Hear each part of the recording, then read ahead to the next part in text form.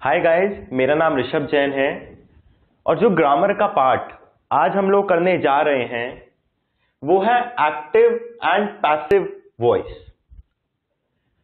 क्या है ये एक्टिव एंड पैसिव वॉइस? इसको समझते हैं हम एक एग्जांपल की मदद से। आपके सामने बोर्ड के ऊपर दो स्टेटमेंट लिखे हुए हैं, मैं उनको पढ़ूंगा और उनका मतलब समझाऊंगा। पहला स्टेटमेंट क्या है? रामा हेल्प्स हरी, यानी कि रामा ने हरी की मदद की। ये एक स्टेटमेंट है।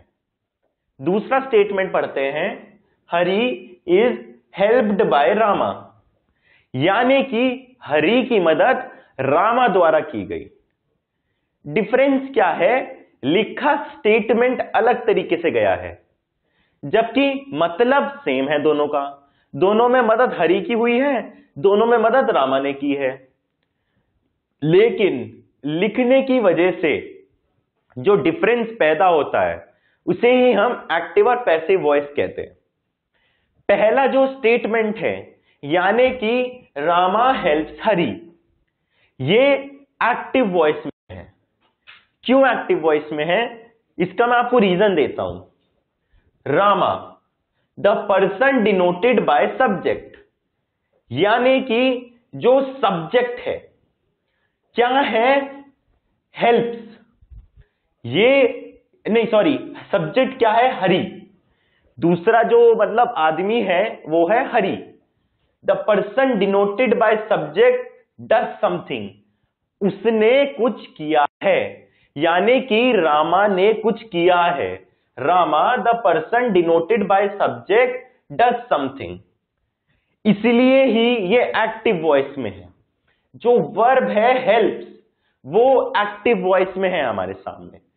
ठीक है, अब दूसरा स्टेटमेंट पढ़ते हैं, Hari is helped by Rama, यानी कि हरी की मदद रामा द्वारा की गई। In sentence two, something is done to person denoted by subject, यानी कि दूसरे स्टेटमेंट में कुछ किया गया है किस इंसान को जिसको सब्जेक्ट डिनोट कर रहा है। पहला स्टेटमेंट, उसकी डेफिनेशन क्या है? Rama the person denoted by subject does something, यानी कि रामा जो आदमी है जिसे सब्जेक्ट डिनोट कर रहा है उसने कुछ किया। क्या किया? मदद की। दूसरे स्टेटमेंट की डेफिनेशन सुनिए, something is done to person denoted by subject, यानी कि उसको कुछ मिला, कुछ रिसीव हुआ।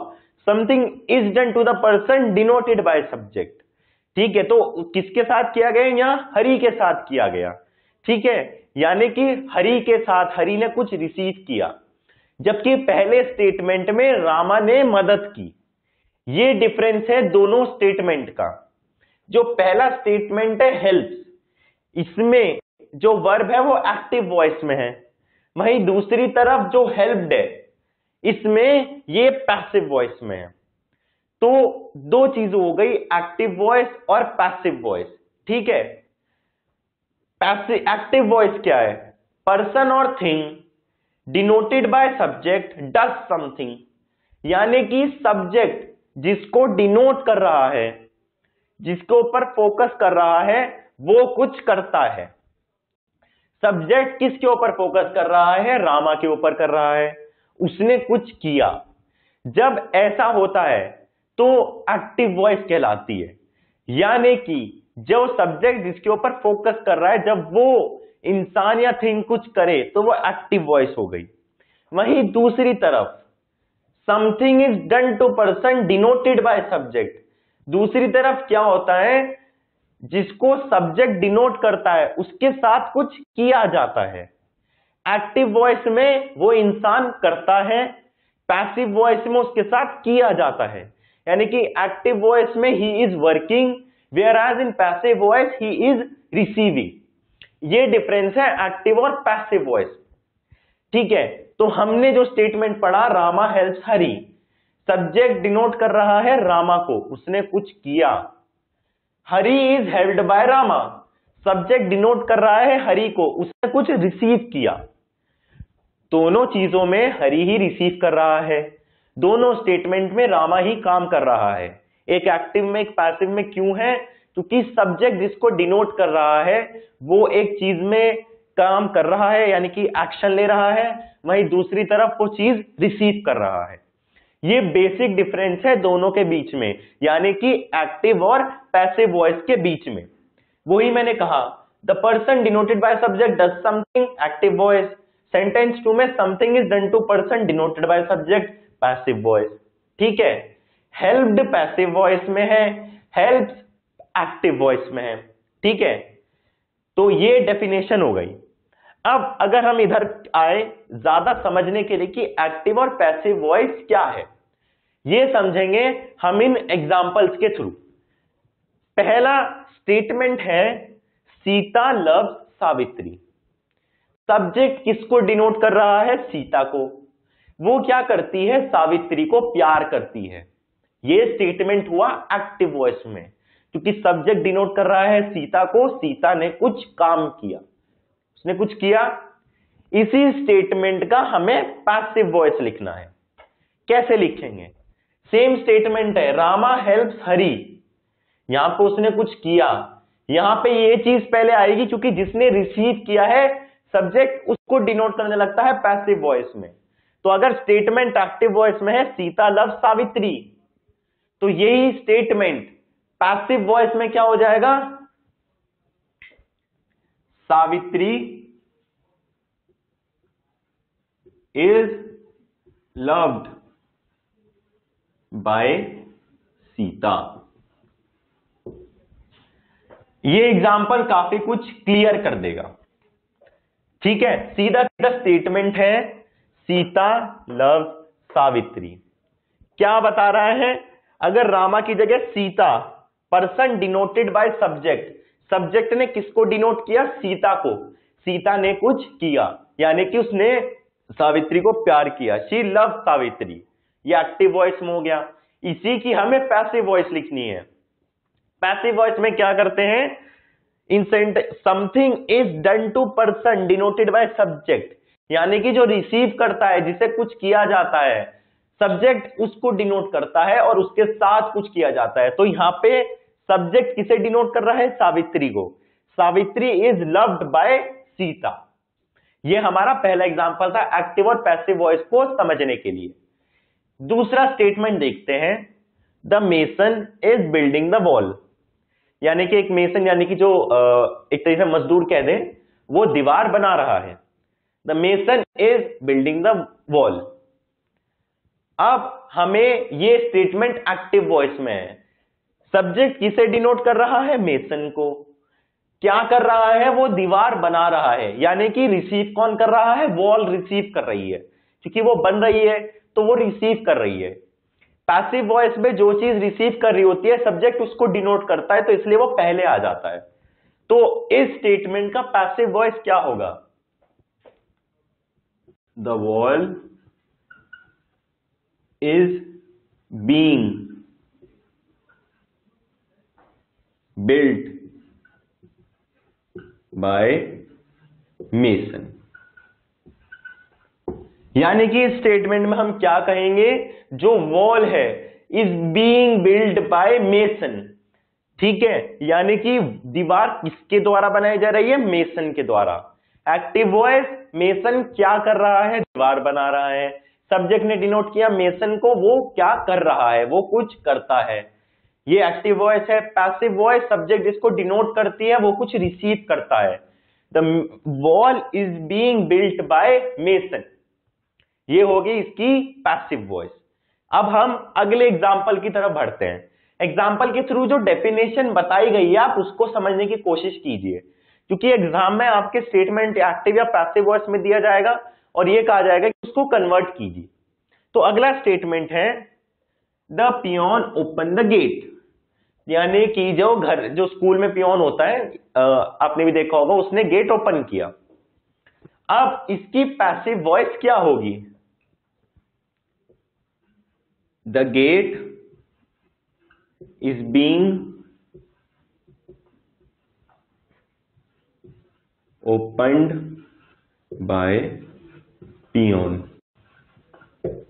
यानी कि एक्टिव वॉइस में सब्जेक्ट पियोन को डिनोट कर रहा था और उसने क्या किया था, उसने गेट खोला था। तो पैसिव वॉइस में सब्जेक्ट गेट को डिनोट करेगा और ये बताया जाएगा कि गेट के साथ क्या हुआ, उसे खोला गया। किसने खोला, पियोन ने खोला। तो इसलिए ये इसकी पैसिव वॉइस हो गई। अब अगले स्टेटमेंट की तरफ बढ़ते हैं। Some boys were helping the wounded man. Subject किसे डिनोट कर रहा है, बॉयज को। बॉयज क्या कर रहे हैं, एक आदमी को जिसे चोट लगी है उसकी मदद कर रहे हैं। यही तो स्टेटमेंट है, यानी कि some boys were helping the wounded man. Subject boys को डिनोट कर रहा है, वो क्या कर रहे हैं, वुंडेड आदमी की, चोट लगे हुए आदमी की मदद कर रहे हैं। तो इसी के पैसिव वॉइस में क्या होगा, हम लोग ये दिखाएंगे कि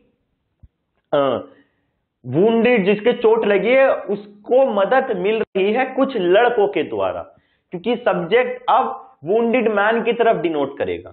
जैसे कि बताया गया कि something is done to person denoted by subject, ये पैसिव वॉइस में चला गया, उसके साथ कुछ किया गया, वो करता नहीं है।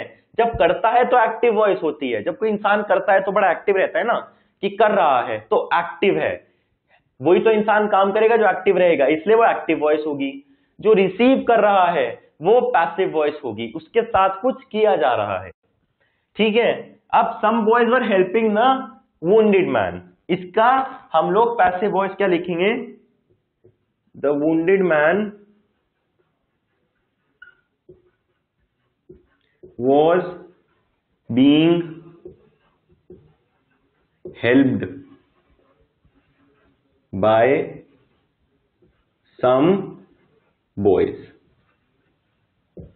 ठीक है, तो हमारे पास स्टेटमेंट था some boys were helping the wounded man, यानी कि कुछ बच्चे एक चोट लगे हुए इंसान की मदद कर रहे थे।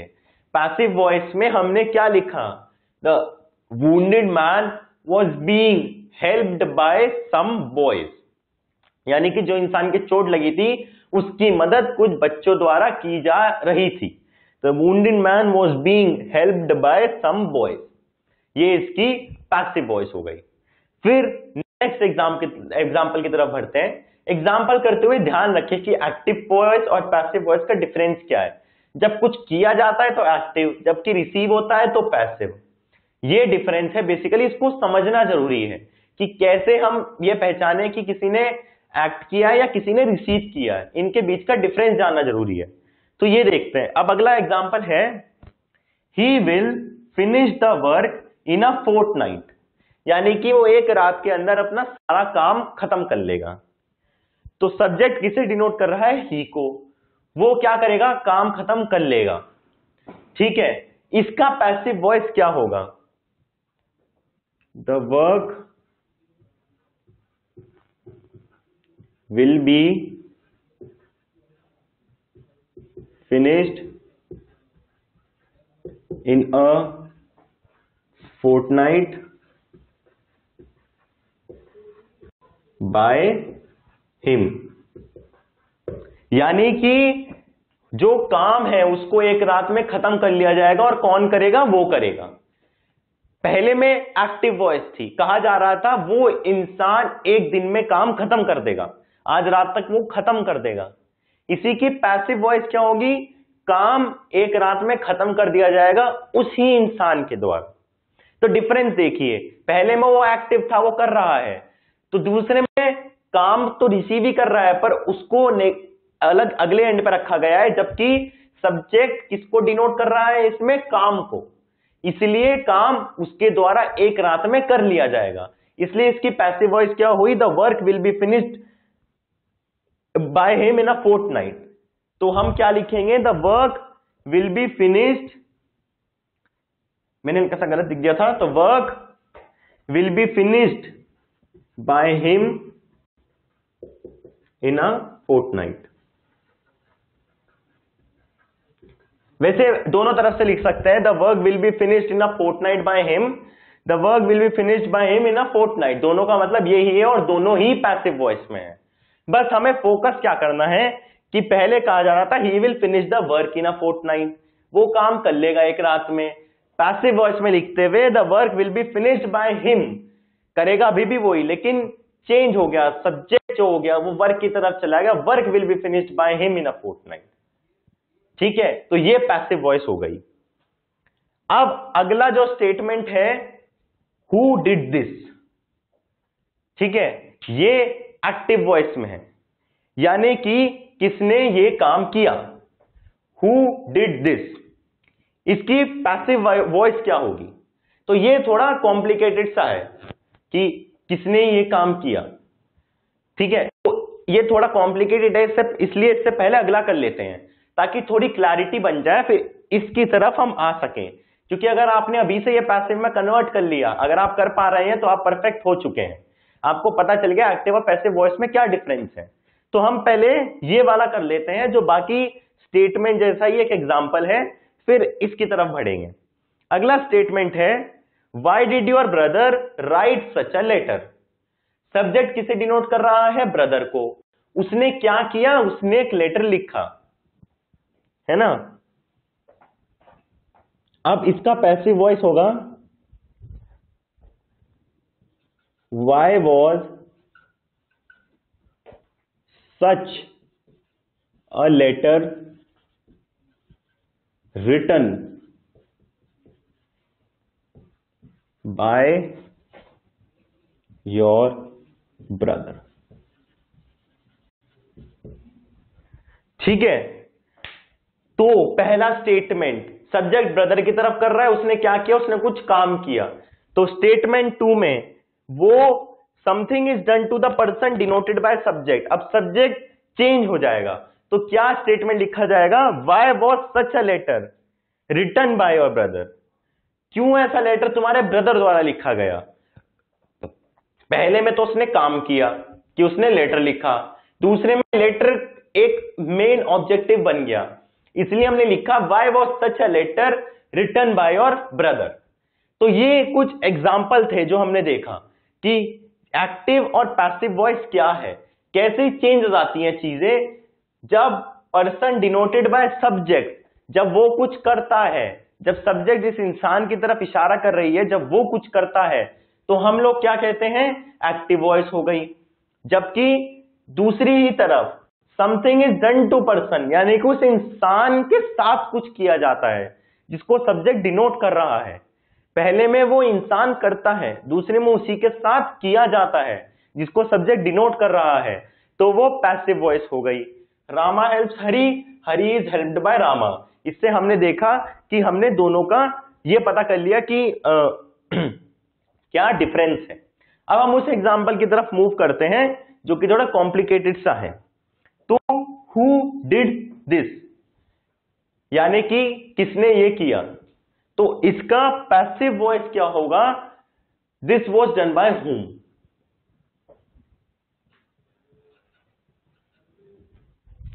नीचे का एग्जाम्पल मिटा देता हूं मैं, यानी कि who did this,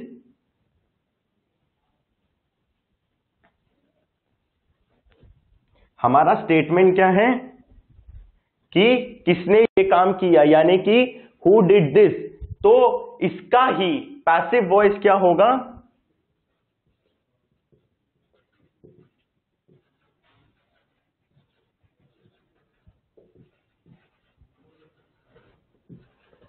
this was done by whom. ये किसके द्वारा किया गया, यानी कि ये किसने किया और ये किसके द्वारा किया गया। तो ये थोड़ा कॉम्प्लिकेटेड सा है क्योंकि आपको फ्रेम करने में शायद थोड़ी सी दिक्कत हो। ये थे हमारा थोड़ा इंट्रोडक्शन एक्टिव और पैसिव वॉइस का। अब हम देखते हैं कि टेंस के साथ क्या रूल्स हम फॉलो करते हैं ताकि हम अच्छे से एक्टिव और पैसिव वॉइस को समझ सकें और कैसे एक्टिव को पैसिव में और पैसिव को एक्टिव में करते हुए क्या चीजों का ध्यान रखना है, उन चीजों को याद कर सके। तो अब हम उनकी तरफ बढ़ते हैं। एंड